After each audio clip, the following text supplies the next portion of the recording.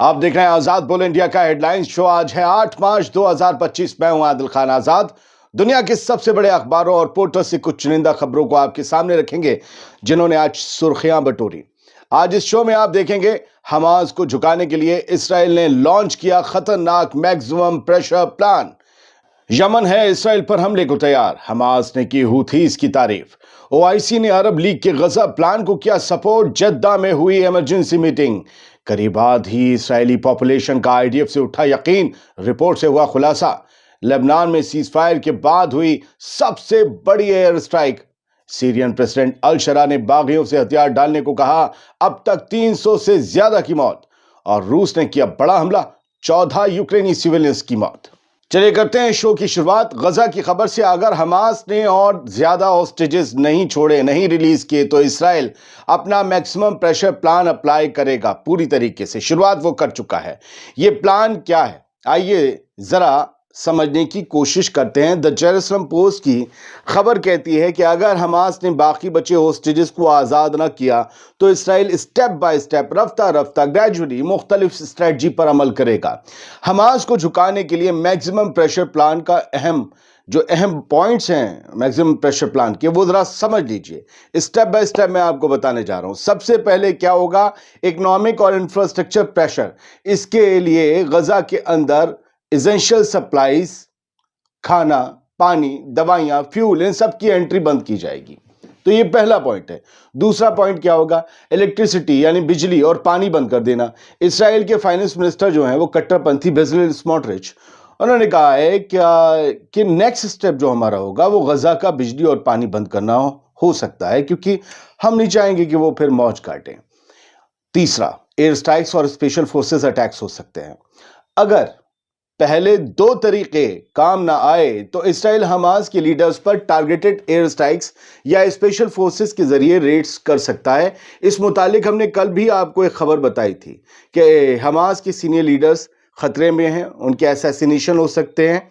और इसलिए ये भी इनपुट था कि उन्होंने वायरलेस जो भी उनके पास थे, जिस फ्रीक्वेंसी के भी, और मोबाइल फोन्स उनका इस्तेमाल बंद कर दिया और सबको बंद करने को कहा है। गजा स्ट्रिप में चौथा ये है, गजा स्ट्रिप में दोबारा जंग शुरू हो सकती है। आखिर में इसराइल दोबारा गजा स्ट्रिप में एंटर हो सकता है ताकि और ज्यादा प्रेशर डाला जा सके, ज्यादा आर्मी ले जाकर। हालात और नतीजे क्या होंगे?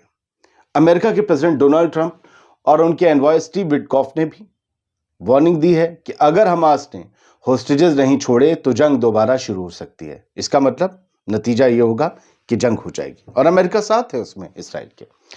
नेगोशिएशंस फिलहाल रुक गई हैं और अपने मैक्सिमम प्रेशर का पहला स्टेप यानी सप्लाईज पर पाबंदी इसराइल ने शुरू कर भी दी है। ये हालात हैं। फिलहाल मुश्किल आने वाली है या राहत आने वाली है, कुछ कहा नहीं जा सकता। हम बस और आप दुआ कर सकते हैं इधर उधर दोनों तरफ, चारों तरफ पूरी दुनिया के लोग अमनो अमान से एक साथ हिफाजत के साथ रहें। सर और मैडम, बढ़ते हैं आगे। हमास ने यमन के अंसर अल्लाह ग्रुप के फैसले का खैर मकदम किया है। दरअसल हाउथीज ने इसराइल को गजा में ह्यूमैनिटेरियन एड की एंट्री से पाबंदी हटाने को लेकर 4 दिन की मोहलत दी है। उसके बाद हाउथीज ने कहा है कि यमन की तरफ से इसराइल से ताल्लुक रखने वाले हर जहाज को निशाना बनाने का हम ऐलान करते हैं, कोई जहाज बचेगा नहीं। यानी कि रेड सी में एक बार फिर से दंगल शुरू हो जाएगा। हमास ने एक स्टेटमेंट में कहा कि हाउथीज ने जो स्टैंड लिया है, हम उसका शुक्र अदा करते हैं कि वो इस मुश्किल वक्त में हमारे साथ है। हमास ने कहा कि हम अपनी कौम और तमाम अरब और इस्लामी ममालिक से गुजारिश करते हैं कि वो गजा का ब्लॉकेट तोड़ने के लिए अहम कदम उठाएं और इसराइली हुकूमत के भूख से मारने वाले प्लान को नाकाम बनाने के लिए हर मुमकिन तरीका इस्तेमाल करें। हमास ने इंटरनेशनल कम्युनिटी से भी अपील की है कि वो इसराइल पर प्रेशर डालें ताकि वो सीज फायर एग्रीमेंट पर मुकम्मल तौर पर अमल करे और बिना किसी देरी के उसके दूसरे फेज का आगाज भी करे। यमन ने क्या कहा था वो भी समझ लीजिए। यमन के अंसर अल्लाह के लीडर, जिन्हें मैं हाउथीज का सुप्रीम लीडर कहता हूं क्योंकि वो सबसे बड़े ही हैं वहां पर, सैयद अब्दुल मलिक अल हौती, उन्होंने 7 मार्च की शाम को मीडिएटर्स को 4 दिन का अल्टीमेटम दिया, जिसमें उन्होंने फौरन गजा में ह्यूमैनिटेरियन एड की एंट्री की डिमांड की हाउथीज ने। और अब्दुल मलिक अल हौती ने कहा, वार्निंग देते हुए, कि अगर इसराइल ने इसका एहतमाम ना किया मेरी इस वार्निंग का, तो वो इसराइल से जुड़े हुए हर नेवल ट्रैफिक को दोबारा टारगेट करेंगे। इट मीन्स कि इसराइल जाने या इसराइल से आने वाले हर पानी के जहाज को निशाना बनाएंगे समंदर में। बढ़ते आगे, लेकिन पहले समझा दें कि OIC तमाम मुस्लिम कंट्रीज का ऑर्गेनाइजेशन है। अरब लीग में अरब कंट्रीज हैं। OIC ने गजा के लिए अरब लीग का प्लान मंजूर कर लिया है। तमाम मुस्लिम ममालिक ने अरबों का प्लान मंजूर कर लिया है। इस्लामिक कोऑपरेशन ऑर्गेनाइजेशन OIC ने अरब लीग का काउंटर प्रपोजल अडॉप्ट कर लिया है, जो अमेरिका के प्रेसिडेंट डोनाल्ड ट्रंप का के गजा पर कब्जा करने और वहां के लोगों को बेदखल करने के खिलाफ है। यह फैसला जद्दा में एक इमरजेंसी मीटिंग के दौरान हुआ, जो अरब लीग के कायरो समिट में इस प्लान की रेटिफिकेशन के सिर्फ 3 दिन बाद बुलाई गई थी। अरब लीग का मुकाबिल प्लान क्या है वो आपको पता ही है, फिर भी बता दूं। इजिप्ट के बनाए हुए अल्टरनेटिव प्लान के मुताबिक गजा स्ट्रिप को पैलेस्टीनियन अथॉरिटी के मुस्तकबिल के इंतजाम में दोबारा तामीर किया जाएगा। इट मीन्स कि हमास पावर से निकल जाएगी। अगर हमास को इजिप्ट या अरब ममालिक रखते हैं पावर में, उसकी हिमायत की बात करते हैं, तो इसराइल और अमेरिका कभी इस प्लान को अप्रूवल नहीं देंगे। वो तो अब भी अड़ंगा लगा रहे हैं, वो अप्रूवल देंगे ही नहीं, वो जंग जारी रहेगी। इसलिए हमास भी जानता है कि उसका पावर से हटना ज़रूरी है, इसलिए वो इस पर राजी भी है। OIC ने इस प्लान की मुकम्मल तायीद करते हुए इंटरनेशनल कम्युनिटी और रीजनल फंडिंग इंस्टीट्यूशन से यह गुजारिश की है कि वो भी इस प्लान को बिना देर किए सपोर्ट करें। यह फैसला मुस्लिम दुनिया की तरफ से गजा के मुस्तकबिल के लिए एक नया रोड मैप तय करने की कोशिश है, जो ट्रंप के प्लान का एक मुकम्मल जवाब है। कुछ खबरें जल्दी जल्दी ले लेते हैं यहां से। एक रिपोर्ट आई है और ये इजरायली अखबार द जेरूसलम पोस्ट है, उसने बताया कि एक सर्वे है, लोगों से ओपिनियन लिया गया, तो उसमें पता ये चला कि लगभग आधी इजरायली जो पॉपुलेशन है, आधे लगभग इजरायली, उनका यकीन एतमाद IDF से पूरी तरीके से उठ चुका है, ख़त्म हो चुका है। उन्हें कोई भरोसा नहीं रहा IDF पर, ख़ास तौर से 7 अक्टूबर के बाद, या 7 अक्टूबर को जिस तरीके से हमला हो गया और 7 अक्टूबर के बाद भी लोग महफूज नहीं रहे, उसको लेकर यह सर्वे हुआ था।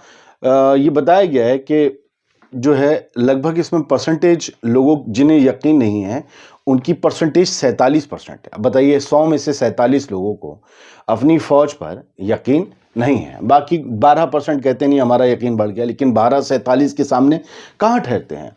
बढ़ते आगे, इसराइल ने सीज फायर के बाद से, लेबनान में सीज फायर के बाद से सबसे बड़ी एयर स्ट्राइक की है। एक साथ 28 एयर स्ट्राइक्स की हैं कल रात से आज सुबह तक लेबनान में, और ये सबसे बड़ा न्यू वायलेशन है सीज फायर का। लेकिन इजराइल को वायलेशन से, ये सब तो बातें उसके लिए कोई किसी के नट बोल्ट टाइट किए जाएं। इसराइल के नट बोल्ट टाइट करने के लिए सारे लोग अपना पाना और रिंच फेंक चुके हैं, चाहे अमेरिका हो चाहे UN हो, कोई नहीं करता। इसराइली वॉर प्लेन्स ने जुमे की रात को और शनिचर की सुबह तक 28 एयर स्ट्राइक्स लेबनान में की हैं, लेकिन मैंने इस आर्टिकल को पढ़ा, कहीं भी किसी के मारे जाने की खबर नहीं। अब वो किसी की गई जान या नहीं गई 28 एयर स्ट्राइक्स में।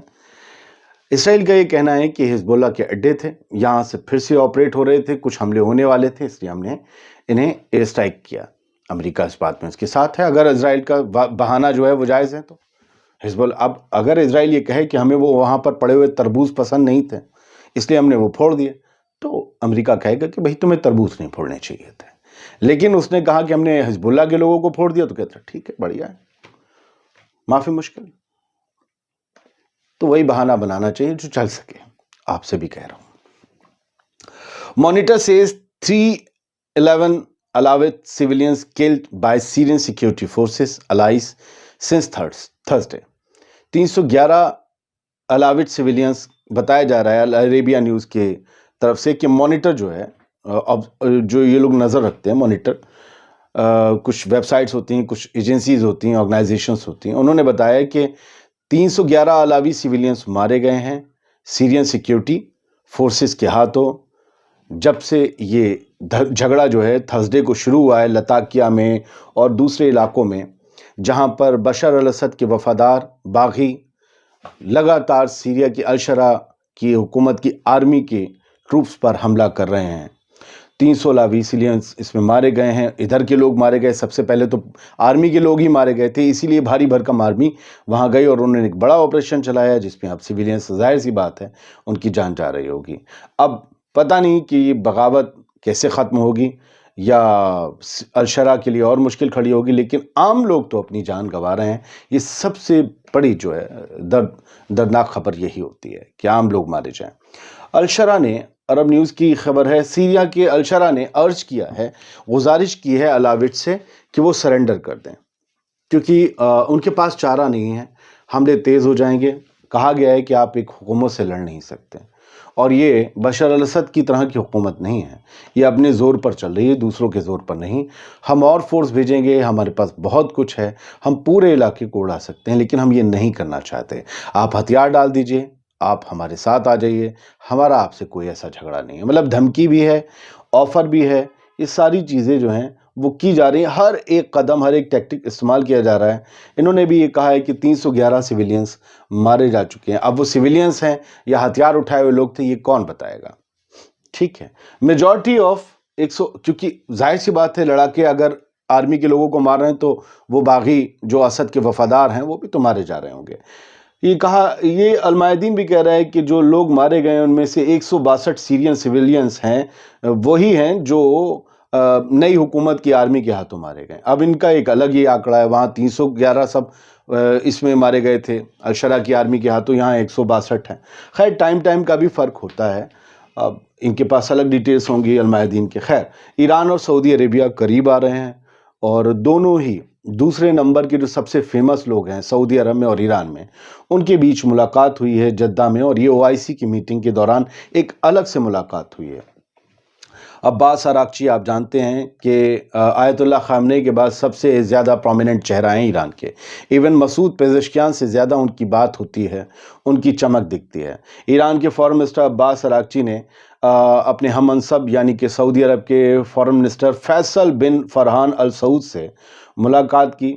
एक्स्ट्रा ऑर्डिनरी सेशन था ओआईसी का, उसके बाद ये जद्दा में मुलाकात कल रात की गई है, और इसमें बायलैटरल टॉक्स हुई, दोनों ममालिक के जो मफादात हैं उन पर बात हुई। इसके अलावा फ़लस्तीन और गज़ा के जो इशू है उस पर ख़ास तौर पर दोनों ने डिस्कशंस किए हैं। क्या हुआ है वो सब बाहर नहीं आया है।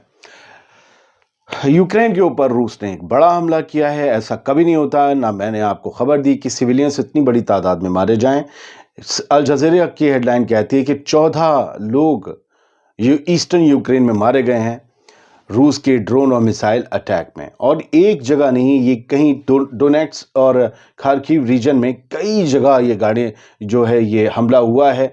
14 लोग इसमें मारे गए हैं, और ये कहा गया है कि इसमें 30 लोग लगभग घायल हो गए हैं। डोनेट्स में ही अकेले 11 मारे गए, खार्किव में 3 लोगों की जान गई। एक 5 स्टोरी अपार्टमेंट बिल्डिंग भी इसमें हिट हुई है। 30 कारें पूरी तरीके से जो है वो उनकी तबाही हो गई है, बहुत से नुकसान हुआ है। बड़ा एक एयर स्ट्राइक या एक ड्रोन स्ट्राइक रूस ने की है। बहुत बहुत शुक्रिया, सलामत रहिए, खुश रहिए।